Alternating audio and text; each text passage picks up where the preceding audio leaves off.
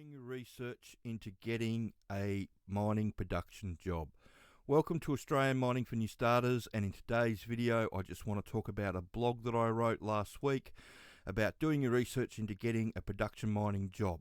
So unfortunately a lot of people, they try and get their foot in the door whichever way they can, and then they try and jump ship from there into a production job, but it can be, it can be really hard. And like I say here, in the 25 years of working within the production side of the mining industry, so hard rock underground, I can count on one hand the number of people I've seen start as utilities, shut down a construction or security jobs, and make it to a production mining job. If you've made the move across and are reading this, then congratulations, you are the exception to the rule. You're a unicorn, for want of a better word. So what's wrong with just getting your foot in the door? For 95% of people, the area of the mining industry you start in is the area that you stay in. The longer you stay in the area, the harder it becomes to move. And it's just so true. I always tell people that if you get into shutdown work just leads to more shutdown work. It's just the way it is. So it's really rare for people to start in one area of the industry and then jump into a production mining job. So these four areas of the industry that people try to use to get their foot in the door, they don't lead anywhere for one main reason. They don't involve any transferable skills into the production mining jobs. All the production mining jobs require a very specific set of skills. Just working another job on a mine site will not teach you these skills. And I think that's something that people get confused about. They think if they get a job on a mine site, then they'll end up learning the skills that they need to get a production mining job, where in reality you don't go anywhere near the mine if you're working in the camp or on the mill or wherever you are doing whatever you're doing. If you get lucky enough to go underground, it's specially arranged and you've got to go down with the shift boss, and it's probably one of the underground managers or the resident manager that's arranged it for you. It's just not the way it goes.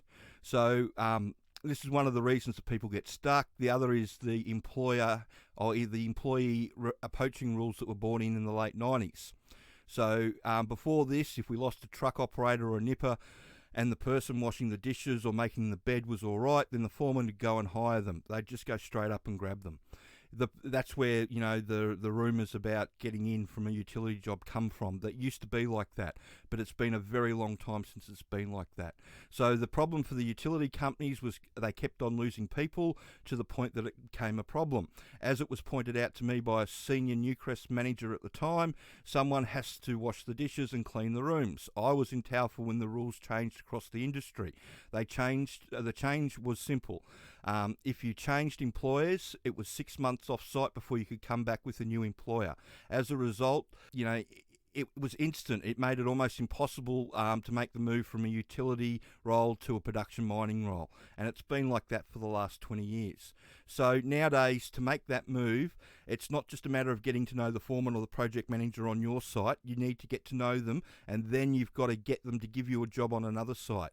And this is just a bridge too far for most people. It's one thing hiring somebody from your own site. It's something completely different handing a person that you've recommended off to a foreman on another site. Now, this is really important, this bit that I'm going to talk about, because a lot of people don't understand it, and I agree with you 100%. It's different than everywhere else in other industries. I haven't found many industries that treat people like this, but this is the way it works in production mining. Production mining is funny about recommending people. They really are. If you don't work out, or if the person that doesn't work out, the person that recommends them is held directly accountable for that person. So that's right. If you hire your mate and your mate fucks up, then you're held personally accountable for what they've done. And so, like I say here, I've seen a number of careers derailed for a period of time when people recommended mates that didn't work out. I've seen people lose their jobs. I've seen people stuck in one place for ages afterwards because of the debacle that followed. It's really funny like that, but if you recommend somebody and they don't work out, management's going to hold you responsible for what happens. So that's why not many people recommend anybody. So next are the shutdown and construction workers that think they have transferable skills because they have equipment tickets. They all go hard at the production mining employers with these tickets, not realising that the employers can't use them. They have to issue their own on-site equipment tickets and procedures.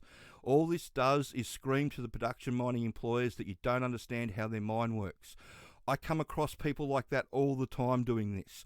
They call me up and say, I've got all my mining tickets, and they're talking about the ones that they got in construction or on shutdown work, and they can't fathom why those tickets aren't allowed to be used on the mine site.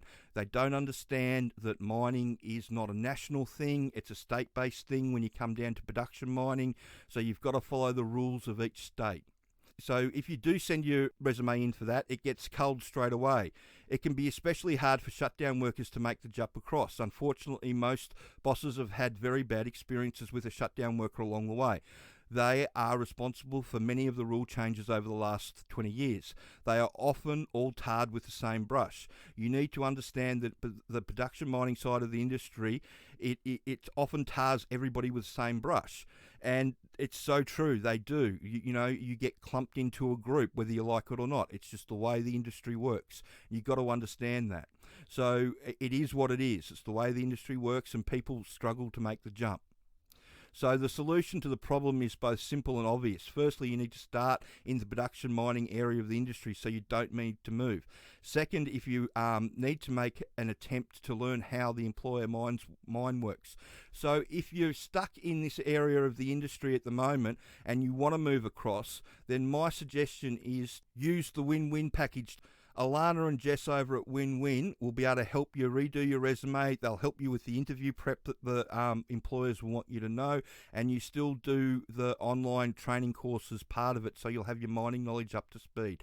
The WinWin package is really good for anybody in that position that's already in mining and wants to make a move over to a mining production job. So you can have a look at this video too. It's about how I'd get a job right here, right now. I go and look into it. You can also come over to Seek and type underground in. You'll see all the jobs come up. They're everywhere. All the nipper, truck, offsider, and even some of the service crew jobs they're having to take, and pace crew jobs they're having to take entry-level people for.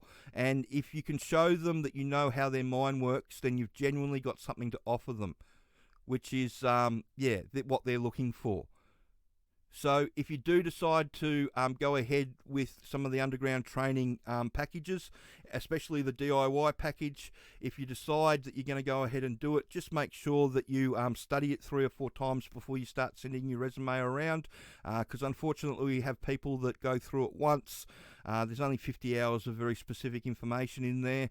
They think they get it, they make the changes to the resume, and because everybody's looking for people at the moment with that knowledge, they get interviews. Instead of being able to hold that mining conversation for 5 or 10 minutes with the employer, they get yeah, I remember reading that in the training last week, give me a minute, yeah. And by the time you get to that stage, you've done yourself in the interview. They're going to be awfully polite, but they're not going to hire. So if you do sign up for any of the training, just make sure that you study before you start sending your resume around. And there's lots of jobs all over the country. We've got a mining jobs to apply for page that you can have a look at. This page here, mining jobs to apply for, we load everything up that you think you should be applying for around the country. And you can just click on it and it takes you directly to where you've got to sign up for it, and or the Seek ad that it goes with. And once the ads are dead, the lines go through them and we'll take them down directly. So you can have a look at that as well. But if you want a production mining job, then 100% the best advice is that you need to start in that area. So go in as a nipper, a truck operator underground, offsider, on the surface or underground, a fieldy, something like that. If you go in as a utility worker or a security guard or a construction job or a shutdown job, it can be really hard to make that jump into production mining. So I hope you found that information helpful, and if you've got any more questions that you want answered about getting into the industry, please send them through, and if you could like and subscribe the channel. Thanks.